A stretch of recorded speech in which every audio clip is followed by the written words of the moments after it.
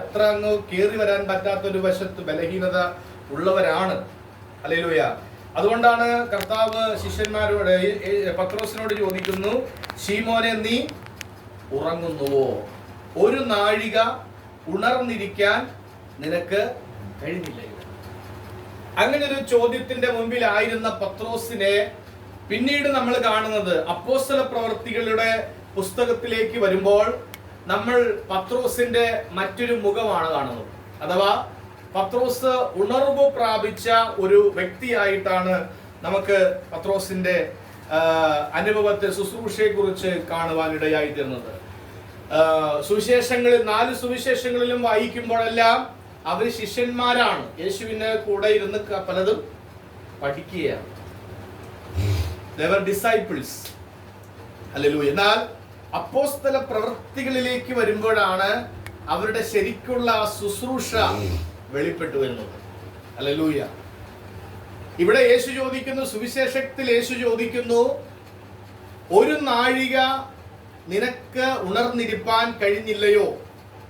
എന്നാൽ അപ്പോസ്തല പ്രവൃത്തികളുടെ പുസ്തകം 1-ാം അധ്യായത്തിലേക്ക് വരുമ്പോൾ പത്രോസിനെ കുറിച്ച് നമ്മൾ, അല്ലെങ്കിൽ കൂടെയുള്ളവരെ കുറിച്ച് വായിക്കുന്നത്, അപ്പോസ്തല പ്രവൃത്തി 1-ാം അധ്യായം 15-ാമത്തെ വാക്യം ഒന്ന് വായിക്കാം. എടുത്തെങ്കിലും ഒന്ന് പെട്ടെന്ന് വായിക്കാം. ആ കാലത്ത് ഏകദേശം 120 പേരുള്ള ഒരു സംഘം കൂടിയിരിക്കുമ്പോൾ പത്രോസ് സഹോദരന്മാരുടെ നടുവിൽ എഴുന്നേറ്റ് നിന്ന് പറഞ്ഞത്, സഹോദരന്മാരെ, പുരുഷന്മാരെ. മതി, അത്ര മതി. ഹല്ലേലൂയ. അപ്പൊ ഇവിടെ ആ 1-ാം അധ്യായത്തിൽ നമ്മൾ കാണുന്നത്, അല്ലെങ്കിൽ 1ഉം 2ഉം ചേർത്ത് പഠിച്ചാൽ നമ്മൾ കാണുന്നത് 10 ദിവസത്തെ പ്രാർത്ഥനയാണ്. 10 ദിവസമാണ് ശിഷ്യന്മാര്. അന്ന് പത്രോസ് ഒറ്റയ്ക്കല്ല, പത്രോസ് ഉണ്ട്, കൂടെ 10 ശിഷ്യന്മാര്. യൂദ കെട്ടിഞ്ഞാണ് ചത്തു പോയിട്ട് ബാക്കി 11 ശിഷ്യന്മാര്, അപ്പോസ്തലന്മാരും കൂടെ യേശുവിന്റെ അമ്മ മറിയ, സഹോദരിമാര്, അങ്ങനെ കുറച്ച് പേരുണ്ട്. 120 പേര് കൂടി വന്നിരിക്കുന്ന ആ കൂട്ടായ്മയിൽ, ആ പ്രാർത്ഥന കൂട്ടായ്മയിൽ നമ്മൾ ആലോചിച്ച് നോക്കണം. അന്ന് പരിശുദ്ധാത്മാഭിഷേകം വന്നിട്ടില്ല, പരിശുദ്ധാത്മാവ് വന്നിട്ടില്ല. 10 ദിവസവും ഇവർ പ്രാർത്ഥിച്ചുകൊണ്ടിരിക്കുകയാണ്. അപ്പോ ചിന്തിക്കേണ്ട ഒരു കാര്യമാണ്, 1 മണിക്കൂർ ഉറങ്ങാതിരുന്ന് പ്രാർത്ഥിക്കാൻ കഴിയാത്ത ആ അനുഭവത്തിൽ നിന്ന് 10 ദിവസം കണ്ടിന്യൂസ് ആയിട്ട് പ്രാർത്ഥിക്കുന്ന ഒരു പ്രാർത്ഥന അവസ്ഥയിലേക്ക് ദൈവം അവരെ മാറ്റുവാനായിട്ടിടയായിത്തീർന്നു. ഹല്ലേലൂയ. നമ്മൾ മനസ്സിലാക്കേണ്ടത്, അപ്പൊ ഇന്നലകളിൽ പ്രാർത്ഥിക്കാൻ കഴിയാത്ത ബലഹീനതകൾ ഉള്ളവരായിട്ട് ആരെങ്കിലും ഉണ്ടെങ്കിൽ നമ്മൾ മനസ്സിലാക്കണം, അവരെല്ലാ കാലത്തും അങ്ങനെ തന്നെ ആയിരിക്കണമെന്നില്ല. ഹല്ലേലൂയ. ഫ്യൂച്ചറിൽ, ഭാവിയിൽ ദൈവം അവരെ ഏത് തരത്തിലാണ് ഉപയോഗിക്കാൻ പോകുന്നതെന്ന് ഒരു മനുഷ്യനും നമുക്ക് പ്രവചിക്കാൻ കഴിയുകയില്ല. ഹല്ലേലൂയ. എന്തുകൊണ്ടാണ് കർത്താവായ യേശുക്രിസ്തു അപ്പോസ്തലനായ പത്രോസിനോട് മാത്രം ചോദിച്ചതെന്ന് ചോദിച്ചു കഴിഞ്ഞാൽ, പത്രോസാണ് യേശുവിന്റെ മരണശേഷം, അഥവാ പുനരുദ്ധാനത്തിന് ശേഷം കർത്താവ് വാഗ്ദത്തം ചെയ്ത സഭയെ നയിക്കാൻ തിരഞ്ഞെടുത്ത, അല്ലെങ്കിൽ ദൈവം പ്രത്യേകമായി മുന്നിൽ നിർത്തിയ ഉണർവിന്റെ ഉപകരണമായി കർത്താവ് ഉപയോഗിച്ചതെന്ന് നമുക്ക് വേദപുസ്തകത്തിൽ അപ്പോസ്തല പ്രവൃത്തിയിലൂടെ നമുക്ക് കാണാനായിട്ട് കഴിയുന്നു. പിന്നെ പ്രാർത്ഥന തുടരുകയാണ്. 3-ാം അധ്യായം 1-ാം വാക്യത്തിലേക്ക് വരുമ്പോഴും അവിടെ നമ്മൾ കാണുന്നത് എങ്ങനെയാണ്? 9-ാം മണി നേരത്ത് പത്രോസും യോഹന്നാനും പ്രാർത്ഥന സമയത്ത് ദൈവാലയത്തിലേക്ക് ചെന്നു. പിന്നീടുള്ള ഭാഗങ്ങളൊക്കെ നമുക്കറിയാം. മുടന്തനായ മനുഷ്യനെ കാണുന്നു, സൗഖ്യമാക്കുന്നു, പുരുഷാരം കൂടി വരുന്നു, 5000 പേര് വചനം കേൾക്കുന്നു. ആ സംഭവ ചരിത്രങ്ങളൊക്കെ നമുക്കറിയാം. ഹല്ലേലൂയ. അപ്പോൾ ഞാൻ പറഞ്ഞു വരുന്നത്, സ്തോത്രം, ഹല്ലേലൂയ, ഒരു നാഴിക ഉണർന്നിരുന്ന് പ്രാർത്ഥിപ്പാൻ കഴിയാതിരുന്ന ഒരു വ്യക്തിയായിരുന്നു പത്രോസ്. എങ്കിലും ഗെത്സമന തോട്ടത്തിൽ പ്രാർത്ഥനയുടെ അന്തരീക്ഷമുള്ള ആ ഒരു സമയത്ത് ഉറങ്ങിപ്പോയ ആ പത്രോസിനെ അപ്പോസ്തല പ്രവൃത്തികളിൽ നമ്മൾ കാണുന്നത് ആ കൂടി വന്ന ബഹുപുരുഷാരത്തിന്റെ നടുവിൽ ഉണർവോടെ ഒറ്റ പ്രസംഗത്തിൽ 3000 പേര് സ്നാനപ്പെടുത്തക്കവണ്ണം ഒരു വലിയ ഒരു ഉണർവിന്റെ ഒരു പ്രസംഗകനായിട്ട്, അഥവാ ഒരു ഉണർവിന്റെ ഒരു ശുശ്രൂഷകനായിട്ട് പത്രോസിനെ ദൈവം മാറ്റുന്ന കാഴ്ചയാണ് നമ്മൾ അപ്പോസ്തല പ്രവൃത്തികൾ കാണുന്നത്. ഹല്ലേലൂയ.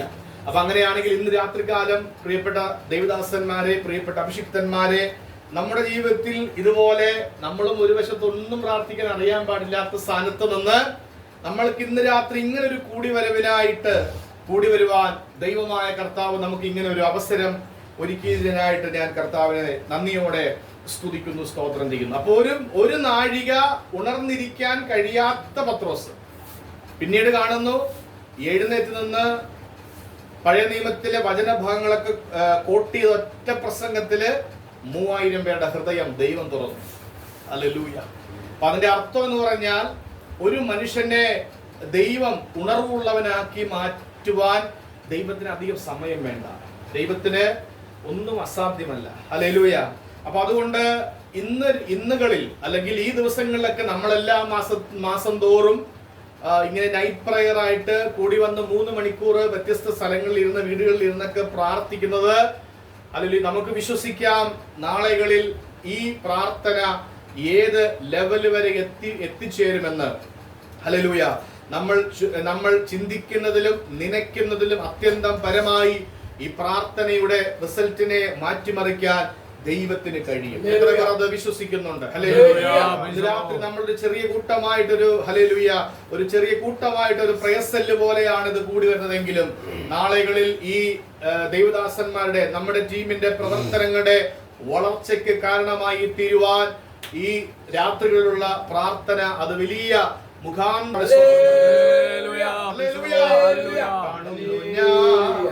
വിശ്വാസത്താ എൻ മുൻപിൽ ചെങ്കടൽ രണ്ടാകുന്നു കാണുന്നു ഞാൻ.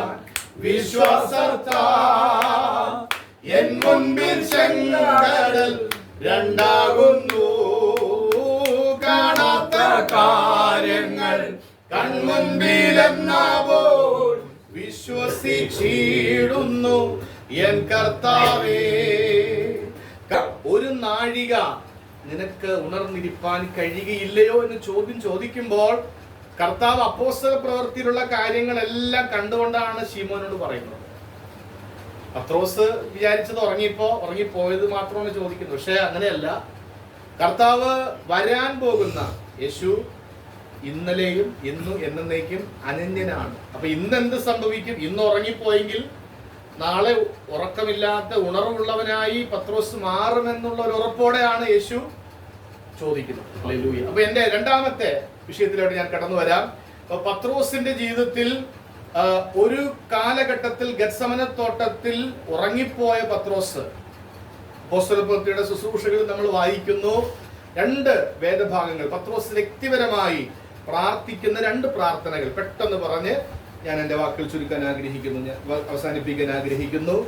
അപ്പോസ്തല പ്രവൃത്തികളുടെ പുസ്തകം 9-ാം അധ്യായം, അതിന്റെ 9-ാം അധ്യായത്തിന്റെ ഒരു പ്രത്യേകത എന്ന് പറയുന്നത് മറ്റ് 8 അധ്യായങ്ങളിലും ഇല്ലാത്ത ഒരു ദൈവപ്രവൃത്തി നടന്ന അധ്യായമാണ് 9-ാം അധ്യായം.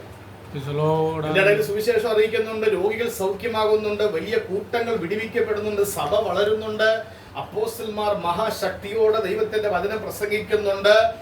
അങ്ങനെ വലിയൊരു ഉണർവ് നടക്കുന്ന ഒരു കാലഘട്ടത്തിൽ അതുവരെ എഴുതപ്പെടാത്ത 8 അധ്യായങ്ങളിലും കാണാത്തൊരു ദൈവപ്രവൃത്തി ആ 9-ാം അധ്യായത്തിൽ കാണുവാനിടയായി. അതെന്താണെന്ന് നമുക്കൊന്ന് വേഗത്തിൽ വായിക്കാം.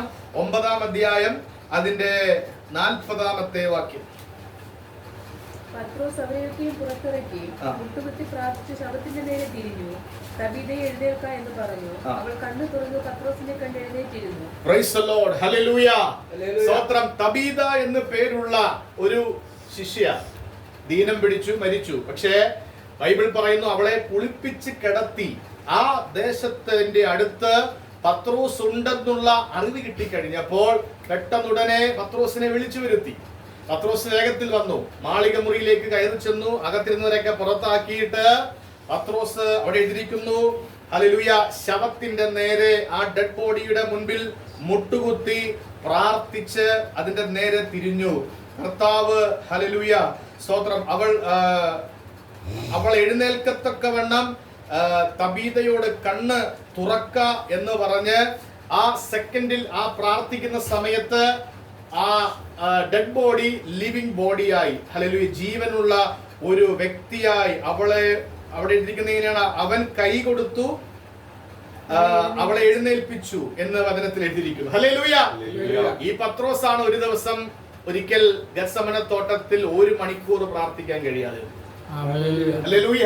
ഈ പത്രോസാണ് ഗത്സമനത്തോട്ടത്തിൽ യേശു പ്രാർത്ഥിക്കുന്ന യേശുവിന്റെ പ്രയർ സെല്ലിനകത്ത് ഉണ്ടായിരുന്നിട്ടും ഉറങ്ങിപ്പോയി. എന്നാൽ ഹല്ലേലൂയ, യേശു അക്ഷരികമായി കൂടെ ഇല്ല. യേശു ഇന്നും എന്നേക്കും ജീവനുള്ളവനാണ്, യാഥാർത്ഥ്യമാണ്. പക്ഷേ യേശു പുനരുദ്ധാനം ചെയ്തു ഉയരത്തിലേക്ക് കയറിപ്പോയി. ഹല്ലേലൂയ. യേശു എപ്പോഴും പ്രാർത്ഥിക്കുന്ന പറയാനായിട്ട് കൂടെ ആരുമില്ല. എന്നാൽ അവിടെ എഴുതിയിരിക്കുന്നു, പ്രാർത്ഥനയുടെ ഉണർവ് പത്രോസിന്റെ അകത്ത് വന്നു കയറി കഴിഞ്ഞപ്പോൾ ഹല്ലേലൂയ മുട്ടുകുത്തി പ്രാർത്ഥിച്ചു എന്ന് ബൈബിളിൽ എഴുതിയിരിക്കുന്നു. ഹല്ലേലൂയ. അപ്പോസ്തല പ്രവൃത്തികളിൽ മുട്ടുകുത്തി പ്രാർത്ഥിച്ച 3 പേരെ കാണാം. 1 7-ാം അധ്യായത്തിൽ സ്തെഫാനോസ്, 2 9-ാം അധ്യായത്തിൽ പത്രോസ്. ഹല്ലേലൂയ, സ്തോത്രം. ഹല്ലേലൂയ. 3 20-ാം അധ്യായത്തിലും 21-ാം അധ്യായത്തിലും പൗലോസിനെ പറ്റി പറയുന്നു. ഹല്ലേലൂയ. പത്രോസിന്റെ മുട്ടുകുത്തിയുള്ള പ്രാർത്ഥനയുടെ പവർ നമുക്ക് അവിടെ കാണാൻ പറ്റുന്നുണ്ട്. ഹല്ലേലൂയ, ഹല്ലേലൂയ, സ്തോത്രം. ഇവിടെ തബീത അക്ഷരികമായി മരിച്ച വ്യക്തിയാണെങ്കിൽ, ഹല്ലേലൂയ, പ്രതീക്ഷയില്ലാത്ത വ്യക്തിയാണെങ്കിൽ, ഹല്ലേലൂയ, ഇന്ന് രാത്രികാലം സ്തോത്രം, ഹല്ലേലൂയ, ഒരു സ്തോത്രം, ജീവിതത്തിൽ ഇനി പ്രതീക്ഷയില്ലെന്ന് വിചാരിക്കുന്ന വിഷയങ്ങളാണെങ്കിൽ പോലും, ഹല്ലേലൂയ, സ്തോത്രം, ഇന്ന് രാത്രികാലം ഒരു ദൈവവേദൽ മുട്ടുകുത്തി ദൈവത്തിന്റെ സന്നിധിയിൽ പ്രാർത്ഥിച്ചാൽ അതിനെ ജീവനോടെ പുറത്തു കൊണ്ടുവന്ന് പ്രതീക്ഷ നഷ്ടപ്പെട്ടതിനെ മടക്കി പ്രവർത്തിച്ചവനായ ദൈവം മുട്ടുകുത്തിയുള്ള പ്രാർത്ഥന, വിശ്വാസത്തോടു കൂടിയുള്ള ഉണർവുള്ള പ്രാർത്ഥനയ്ക്ക് മറുപടി തരുന്നുവെങ്കിൽ ഇന്ന് രാത്രി എത്ര പേർ വിശ്വസിക്കുന്നുണ്ട്? ഹല്ലേലൂയ. നമ്മുടെ ജീവിതത്തിൽ ഹല്ലേലൂയ ഇനി സാധ്യതയില്ല, ഇനി പ്രതീക്ഷയില്ല, ഇനി ഇതിന്റെ അകത്തൊരു സ്കോപ്പില്ല എന്ന് പറയുന്ന വിഷയങ്ങൾ, ഹല്ലേലൂയ, ഹല്ലേലൂയ, പ്രാർത്ഥനയിൽ ജീവൻ വ്യാപരിച്ച് വെളിപ്പെട്ടു വരുവാൻ ഇടയായെങ്കിൽ യേശുവിന്റെ അധികാരമുള്ള നാമത്തിൽ ഈ ഫെബ്രുവരി മാസം, ഹല്ലേലൂയ, ഈ നൈറ്റ് പ്രയറിൽ ഇന്ന് രാത്രി വിശ്വസിക്കാം. ഹല്ലേലൂയ, പ്രാർത്ഥനയിൽ ചിലത് വെളിപ്പെട്ടു വരുവാൻ ഇടയാകും. പ്രാർത്ഥനയിൽ ചിലത് ഇന്ന് രാത്രി കാലം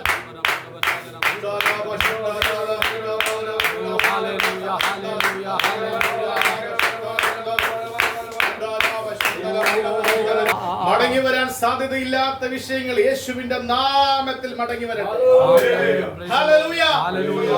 ഒരു നാഴിക ഉണർന്നിരുന്ന് പ്രാർത്ഥിപ്പാൻ കഴിയാത്ത പത്രോസ് ശവത്തിന്റെ നേരെ മുട്ടുകുത്തി ഒറ്റ പ്രാർത്ഥന. പ്രാർത്ഥനയുടെ പവർ അപ്പോസ്തലപ്രവൃത്തി 8 അധ്യായം പഠിച്ചാൽ നമുക്കറിയാം, 8-ലും ഒരു ഉയർപ്പ് നടന്നിട്ടില്ല.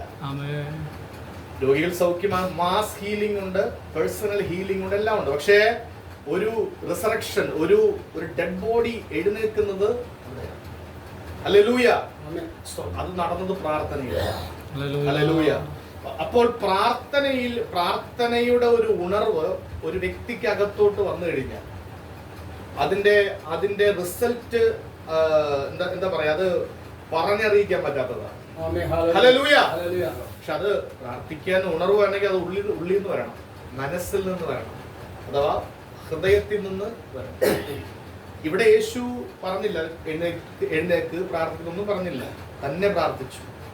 അപ്പോ ആ ഒരു ഉണർവ് ദൈവദാസന്മാരിലാണെങ്കിലും വിശ്വാസികളിലാണെങ്കിലും നമ്മളിൽ ഓരോരുത്തരിലും ആ ഒരു ഉണർവ് വന്നു കഴിഞ്ഞാൽ റിസൾട്ട് ഭയങ്കരമാണ്.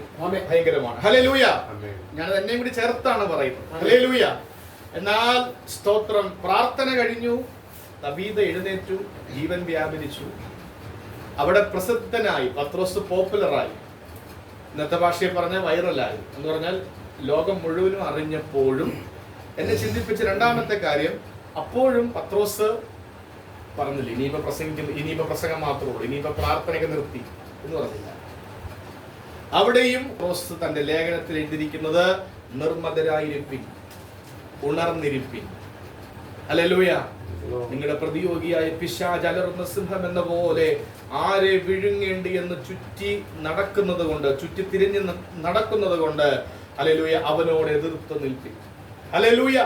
അതുകൊണ്ട് ഇന്ന് രാത്രികാലം ആ ഒരു ഉണർവില്ലായ്മ ശിഷ്യനായിരുന്നപ്പോൾ ആയിരുന്നെങ്കിലും സ്തോത്രം, എന്നാൽ ഒരു അപ്പോസ്തലന്റെ ശുശ്രൂഷയിലേക്ക് കടന്നു വന്നപ്പോൾ, അഥവാ ഒരു സഭയുടെ ഒരു നേതൃത്വത്തിലേക്ക് വന്നപ്പോൾ പത്രോസിന്റെ ഉണർവ് സഭയ്ക്ക്, പുതിയ നിയമസഭയ്ക്ക് ഒരു വലിയ വഴിത്തിരിവിന് കാരണമായി തീരുവാനിടയായി. ഹല്ലേലൂയ.